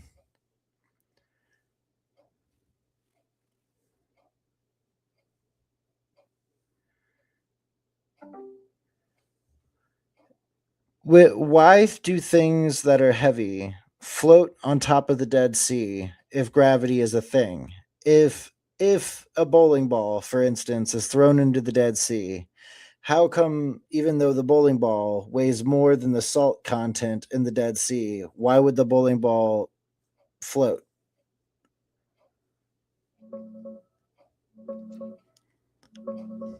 It's not about total weight. It's about density. Gravity pulls everything down, but when something's in water, the water pushes back up with a force equal to the weight of the water it displaces. That's buoyancy. If the object is less dense than the water, that upward push wins, and it floats. If it's denser, it sinks. The Dead Sea is insanely salty, around 34% salt, making its water about 1.24 times denser than regular water. People float easily there because our bodies are less dense than that super heavy water. A bowling ball is denser than regular water, so it sinks in a pool. But some lighter bowling balls, around 11 to 14 pounds, have a density low enough that they can float in the Dead Sea's extra dense water. Your question about weighing more than the salt content mixes up two different things. The salt doesn't weigh against the ball. The ball either displaces enough of that thick, heavy water to balance its own weight, or it doesn't. A solid iron ball would still sink, but many bowling balls are right on the edge and can bob in the Dead Sea. So is it density or gravity? Both. Gravity is why density matters. Gravity pulls the bowling ball down and pulls the Dead Sea water down. The water at the bottom gets squeezed by all the water above it, so the whole liquid becomes denser and heavier than the ball. That dense water gets pushed down by gravity harder than the ball does, so it slides underneath the ball and shoves it up. That's buoyancy. Without gravity, there'd be no down for anything to float on. But it's the difference in density that decides whether the ball sinks or floats. Why? Same gravity. Why is gravity called a theory and not a truth? Because in science, theory doesn't mean guess. It means the best explanation we have that keeps getting confirmed. Gravity isn't a theory the way people say, I have a theory about who ate the last cookie. It's more like germ theory. We know germs make you sick, but the full details of how it works at every level keep getting refined. We can describe gravity extremely well. Things fall, planets orbit, light bends around stars. That's all rock solid. What we don't fully understand is the deepest why at the quantum level. Einstein's general relativity explains gravity as the curvature of space-time and works brilliantly for big things. Quantum mechanics explains the tiny world perfectly, but the two don't play nice together yet. So theory of gravity just means we have an incredibly successful framework, not that we're unsure if things fall when you drop them. It's a sign of honesty. Scientists admit there might still be deeper layers to uncover. Wouldn't that just mean that it's density and not gravity? That density is what is working against everything? No, density alone doesn't do anything. Density is just a description. How much mass is packed into a volume? Without gravity, density wouldn't cause any force at all. Picture this. Two objects of different densities floating in space, far from any gravity. They just sit there. No sinking, no floating, no working against anything. The heavier one doesn't push the lighter one away. Density is meaningless without a force acting on the mass. In the Dead Sea, gravity is pulling down on every single bit of mass, the bowling ball's atoms and every water molecule. The water is denser, so gravity pulls harder on the water than on the same volume of the ball. The water gets forced downward, slides under the ball, and shoves it up. That's buoyancy. Density tells you who wins the tug of war, but gravity is the one pulling the rope. It's like asking if it's the heavier team or the rope in a tug of war. The rope connects them, but the heavier team is what creates the imbalance.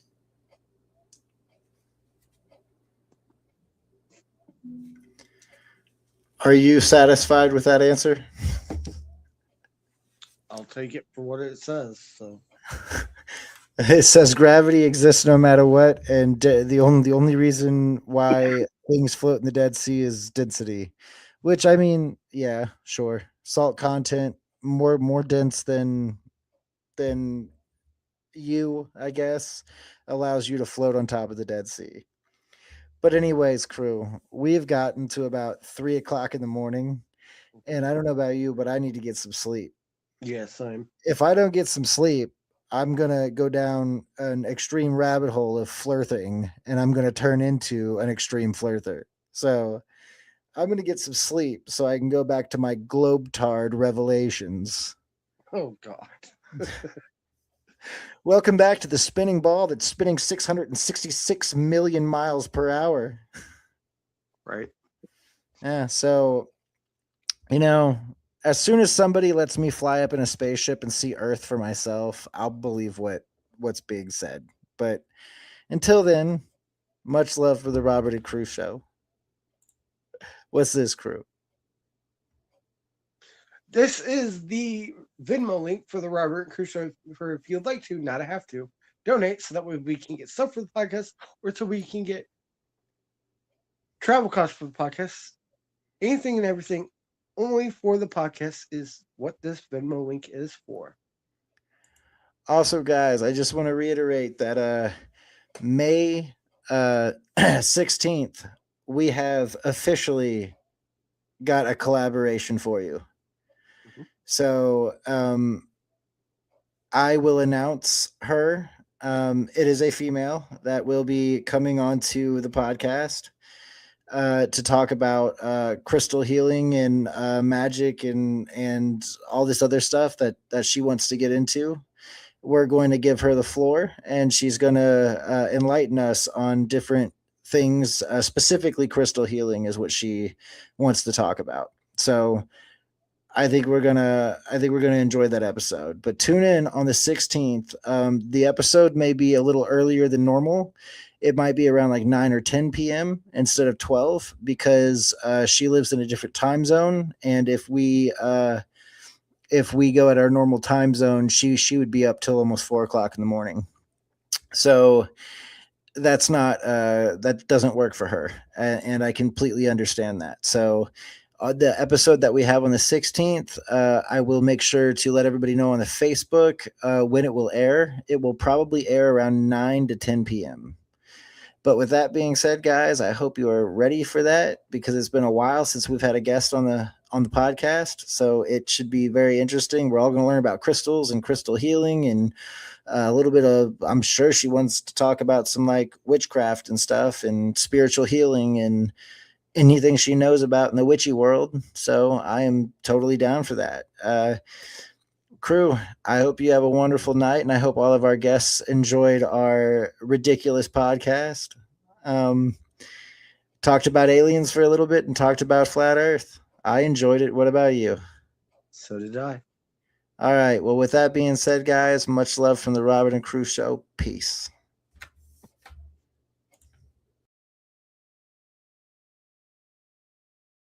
We taking flight, Tartarian dream.